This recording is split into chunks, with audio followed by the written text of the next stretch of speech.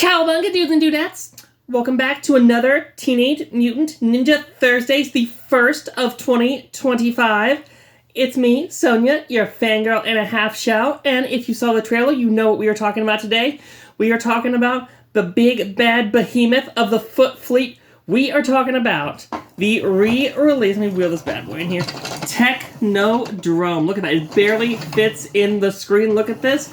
This is the re-release for the 40th anniversary from Playmates. And let's get some of the elephants out of the room now if you don't know. So this is actually a little bit smaller in scale than the original, which I would love to own, but it is currently between $300 and $400 on the secondary market, and that's not even with the box. So this is a very pricey OG thing to have.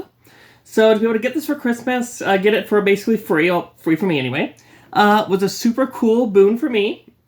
So it is smaller, and it is, well, we'll see when we get in there. It is made of a slightly more malleable plastic. I think that's so like pieces don't break off as easily, but you know, we'll kind of get there when we get there. This is such a cool figure. It took me, no joke, about an hour and a half to put this together with all of the decals, some of which are already starting to come off because I am very out of practice with decals, and by that I mean my parents did most of that for me, and I have a huge, huge new appreciation for what you did, Mom, getting my sewer lair playset set up, so I could come out on Christmas morning and open that and see that.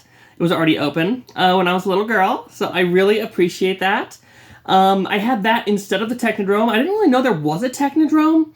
Stuff was coming out so fast when I was growing up in the early 90s that this somehow slipped by me, but I was always more interested in like the hero stuff. Like I had about 3 or 4 turtle vehicles, the van, I had the playset, I had like, there was like a motorcycle, I had the bus, I had the party bus for the rock and roll turtles. I was much more the turtle side. I didn't have like any villain vehicles. In fact, most of the villain figures I had were ones that came as like hand-me-downs from my cousins. So I was much interested in the hero side of things. It wasn't really until Spider-Man that I started really embracing and loving getting all these different villains. So this is something that even if I had like known about it, I probably wouldn't have gone for it as a kid, but it's something I'm super happy to have now. So let's look at this. So as you can see, it rolls. Oh, look at that. Look at that. This thing is just so cool. So let's look at this a bit. So we already got Rocksteady over here on the gunner arm. And the arm just kind of comes up and down just to kind of aim. It doesn't really do a whole lot else. These are, all the figures you're going to see today are actually retro figures. They are vintage retro figures, not the ones from the re-releases. These are all of the ones from my collection from way back in the day. So yeah, we've got Rocksteady on here as our gunner, and like I said, it comes up, it comes down. That's really about all it does, but like all of these guns, they do kind of move and rotate. This one moves a lot on the back here. It can turn any which way. It can go up, down. That's what it's about, up and down, but it can turn, which is cool. There's another gunner slot. If I had a Bebop, I would put him on here. Definitely on the to-do list is to finally pick up a Bebop. And you've got the front gun that just kind of goes back and forth here. This thing is cool because it has multiple different ways to get in. Like if you're doing like play, like if you're doing like the turtles are going to come in and they are going to, you know, ambush the Technodrome. They're going to sneak into the Technodrome. They've got the front here, which pulls up and out. And they have like a little way to get in here through here.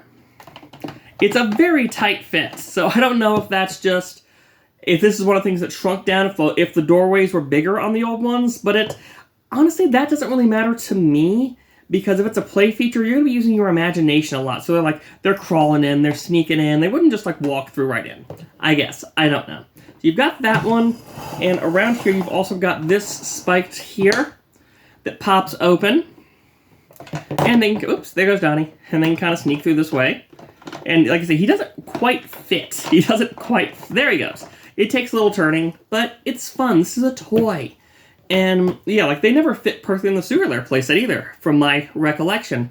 It is in many pieces across a number of boxes, my sewer lair playset, what is still left of it. I think a lot of stuff on the top kind of broke off like the fencing and but you're not here to hear about the Super Light playset and my nostalgia for that. You're here to hear about this Technodrome. So let's close this back up and get this thing opened proper. So it's got these two little handles on the side here. What's the handles? Yeah, right here. So you can pull it open. There we go.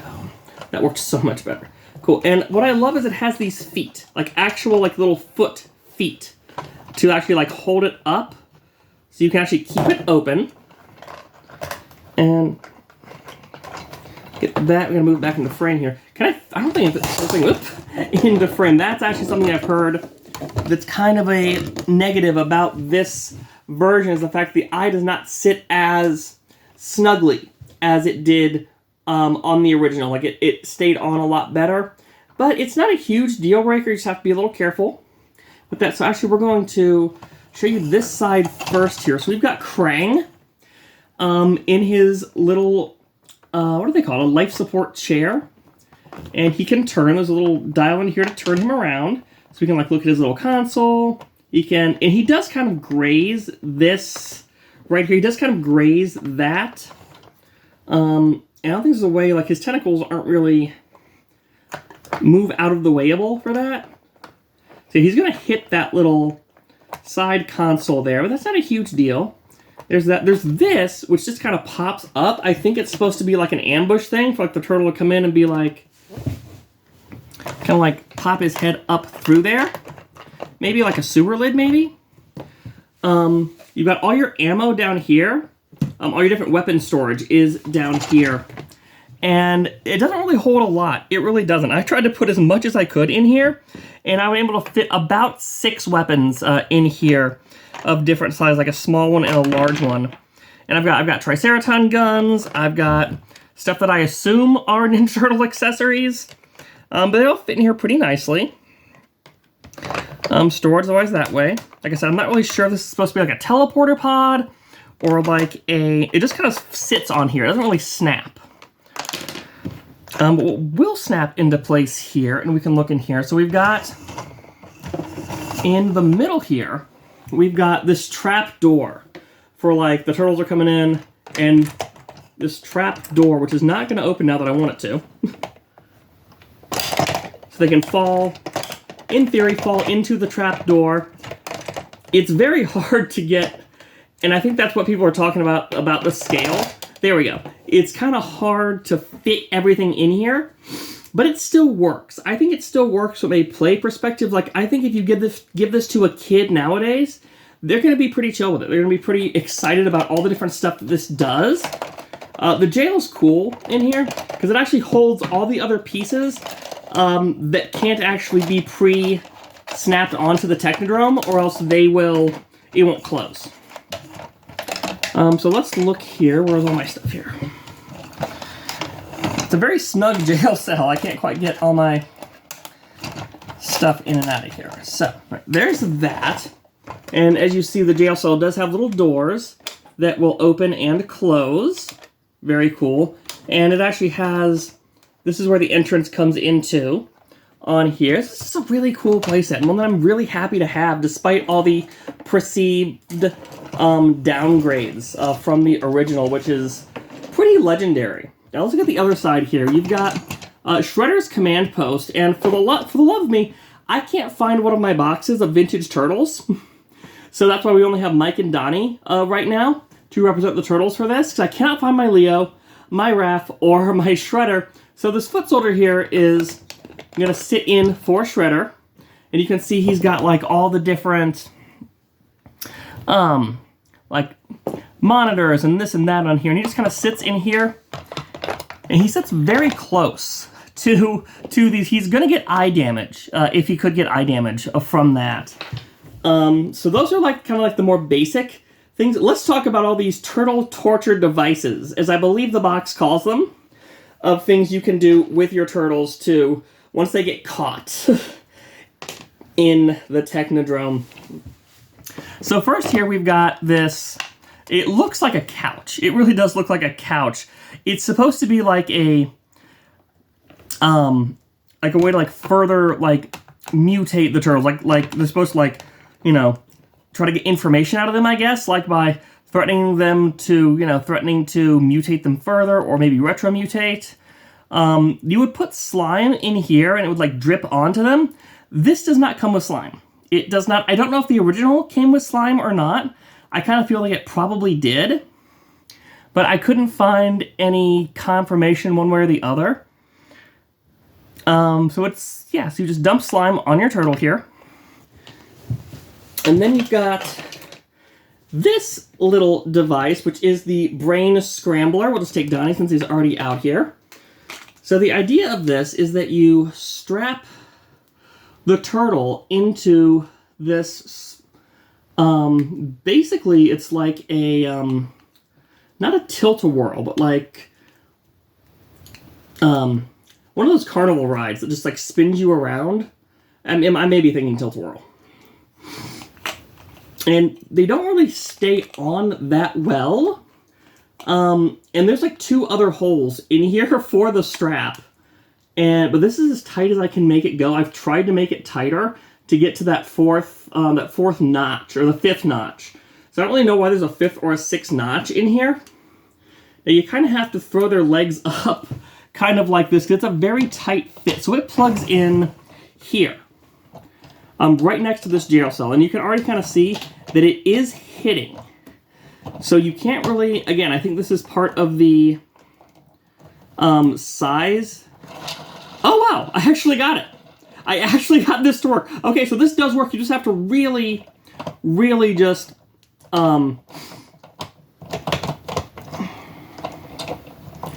really get those legs up, like almost into like a fetal position as much as you can with the old figures. And yeah, it worked better the first time, but yeah, it's supposed to like spin them around, make them really dizzy, really scramble their brain. So this does kind of work. You're gonna hear kind of work a lot on this, but I think it works well enough. Like, there we go. That worked well enough. It would work better if I could actually strap him in tighter, I feel like. But yeah, this is not a bad... It's not a fully formed action feature, I guess, because there's still some kinks to work out because of how close this is to the cell. But it does work well enough. It works well enough for a kid's imagination. And I think that's the thing, is that these are not just for adult collectors. These are for kids, too. And we also have this bridge that snaps on here. And this is kind of what I was talking about, the more malleable plastic. And look how much that bends. Look how much this bends. This does it too, actually. This has like a lot of bend and like stretching to it. And I don't know if that's just because it's cheaper or to like prevent it from, snapping or breaking as easily. But it makes things a little bit harder to actually snap in. Because this is supposed to, there we go. This is supposed to like bridge, there we are, like both sides of the Technodrome here. It's got like this little Leonardo face on here, but I'm not quite sure what that's for. It just pegs in up here. I'm not really sure what it's for. Like what it's supposed to represent there. And then we pop these in here. Honestly, while it's probably good if it is a quality thing to make it so they don't break as easily, it does make it a bit harder to actually pop things in. So these are the mutant manacles. And they're supposed to lock on here to like legs. There we go. This is actually working a lot better than it did actually in rehearsal. This is actually one of the few times I've actually rehearsed and messed with the thing. Because I had to, because there is no way that anyone is going to watch me for an hour and a half put this together. The main reason it took so long was all of these stickers, which are coming up a little bit. Yeah, so you can hang Mikey upside down here and just kind of like watch all that blood rush to his head. It's kind of morbid when you think about it, but this is a villain lair. In order to play with this correctly, you kind of have to get into the head of the villain. But like I said, these things are cool. If you've noticed these, I guess I didn't have it down all the way, but yeah, like these, they don't really prevent them from moving that much, but they do offer more stability, which is nice. But yeah, so we've got the crank chair, we've got the ammo dump, we've got the jail cell with the trapdoor. Like I said, this is good. This is good. I like this. Is it flawed? Yes, but how many of our playsets from this time weren't flawed in some way? Like, maybe I'm looking at rose-colored glass, looking at the toys that I could have had, or maybe I'm looking at it. I don't know how I'm looking at it. But let's get on to the big thing here, and we're going to see how much this takes here. That is exactly what we're going to be doing here. So, if you notice, the eye keeps falling off, and there's a reason it keeps falling off. It's supposed to be detachable. So let's get Mikey, and let's pop Don off here, off the scrambler. He's very scrambled right now. The point that he doesn't want to stand up. There he goes. Where's his bow staff? Let's get this there. Let's do the whole full look here and see how many times it takes me to do this.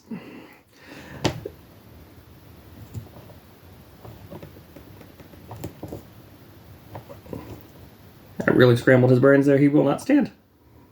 Okay, we'll just do it with Mikey then. We'll just do it with Mikey then. So one of the big fun gimmicks of this thing is this ramp. This ramp that comes down. And I have to back this up quite a bit here. And the eyeball is supposed to roll down this ramp, pop off, and like roll like a strike and knock over the turtles. It is, there you go, there's Nani. It's not super reliable.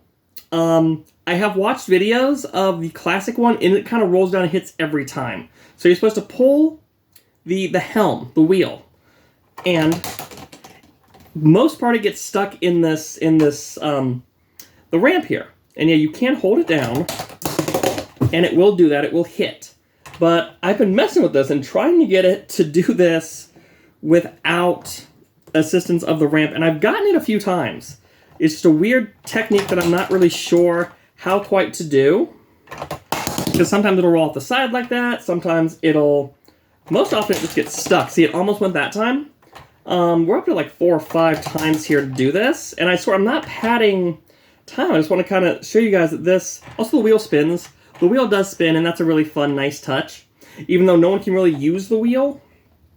I guess you could. I guess you could have you could have somebody up here like steering the wheel. That's fine. That's good. But yeah, it takes kind of forever to get this thing to actually go. And honestly, that is kind of a big deal. Because that is one of your bigger... Hey, we did it! Action features. So for it to only work... I don't know how many times I did that. Probably the 6th try here. And I am pulling down on the gun here to actually give it a better... Okay, so if you pull down on the gun, I've solved this. I have solved the mystery here. If you pull down on this gun here, you get just enough that it will probably hit every time. If you've got a kid that's struggling with this, if you've got this for them for Christmas, or if you yourself are an adult who is very much in touch with their inner child like I am, you just kind of pull down the gun, and it still doesn't always work all the time. It did knock them over, but that was more from the impact tremors than it was of anything else. So, hey, we got it a few times, and that's fun. And honestly, I could play with this thing all day. I could play with this thing all day and try to perfect it and figure out. But, yeah, for the most part, it gets caught in here. I mean, hell, you can just bang. But you can use your imagination to do other things. You can have it be a missile. You can have it go boom. It's... The limitations of this playset, which there are some limitations to this playset. But like any toy, and that's the thing that we need to remind ourselves, that these are toys at the end of the day. These are toys. And as old as we get and how much we may like to just have them to collect and to put on a shelf, at the end of the day, these are toys. They are meant to be, they're designed first and foremost to be played with and to be enjoyed. So just because something may not work properly all the time, it doesn't mean that a kid is not going to find their own way around things. I was a pretty clever little girl, and I think that I would have had a ton of fun with this version of the playset if this was the version that we got. So, not having the original, not knowing what to compare this to, but only hearing hearsay and kind of seeing retro videos about what the old original was like and how it was the best playset of all time, I can definitely see that. This one... Yeah, it falls a little short of the lofty best playset of all time, but for what this is, and what this is giving me, this feeling of oh my god, like, I finally have this cool thing. This was a grail item. Like, the original Technodrome was a grail item for so long. And it's like, I didn't have the $250 that I saw it for at first, and I didn't have the $300, and I sure as heck don't have the $400 that I'm seeing it for now. But to actually have it, to be able to hold this in my hand, to play with it, like I just did right now, like, in front of all of you, I think it's really awesome and a really cool addition to any classic collection.